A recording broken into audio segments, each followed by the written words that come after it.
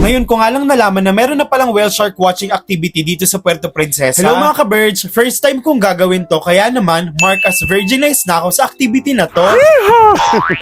Another day, another vlog. Nandito tayo guys sa Baywalk Puerto Princesa dahil for the first time may experience natin yung whale shark.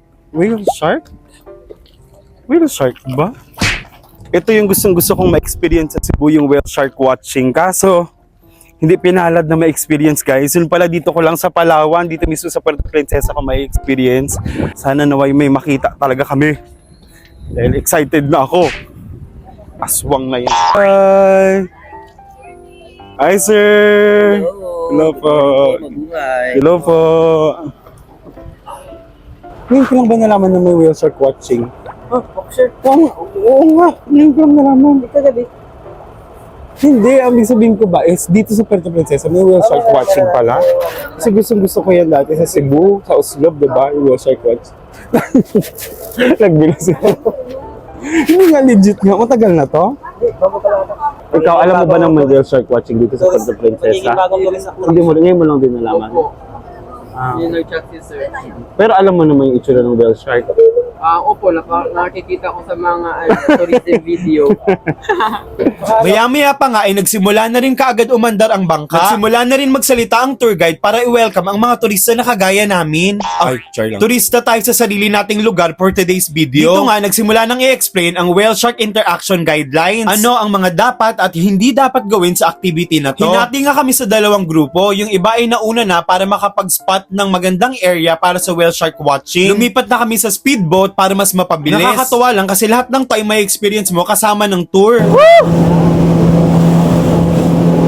Sinisipat-sipat na nga ng tour guide kung saan pwedeng may gentle giant o whale shark. Gentle giant kasi isa lang naman sila sa pinakamalaking klase ng isda sa karagatan. Pero kahit ganun pa man, napaka-chill lang nila, hindi nangangagat, hindi nananakit. Kung sa land, gusto natin yung mga aso, sa dagat naman sila yung pwede nating maging puppies. Dahil ang mga butanding ay malalambing. Ikaw lang naman tong hindi nalambing. Ay hala, hindi, joke lang. Maya-maya pa nga.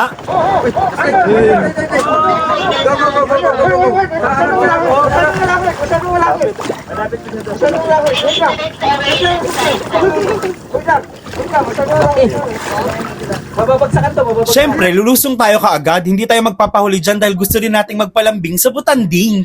Ang cutie, maganda sila sa video pero mas maganda talaga sila sa totoong buhay. Alam nyo din ba na ang whale shark ay may 300 plus na mga maliliit na ngipin? Pero harmless sila pagdating sa mga tao pati na rin sa mga big sea animals. At ang mga kinakain lang nila ay mga maliliit na isda. This is Lance! Shark. Seasonal nga lang din pala ang mga whale shark dito sa Puerto Princesa. Usually, lumalabas sila between April to October. Pag mga November kasi, wala na sila niyan. Baka nagpa-practice sila para mga ruling. So if you guys wanted to experience this tour at gusto nyong humabol, you can book through Dolphin and Whales Travel and Tours. Isa sila sa mga nangunguna at accredited dito sa Puerto Princesa. 19 years na raw pala nila tong ginagawa. Imagine, ganun na yun katagal pero ngayon ko lang nalaman na meron na pala ditong whales sa Puerto Princesa. Kaya sa ulado na raw nila ang behavior ng mga whale shark. Maiba tayo, fresh catch na isda, binigay sa amin pang ulam, o diba? Binigay ba yan? O binili? O inutang? Basta't, salamat po ng marami. Kung kasama niyo yung pamilya nyo, mga kabarkada nyo, katrabaho nyo, I think sulit na rin to avail this tour. Tapos meron na rin nakahandang masasarap na pagkain. Kung ayaw ng pork, merong chicken. Kung ayaw ng chicken, merong fish. Kung ayaw ng fish, pwede ako. Hoy!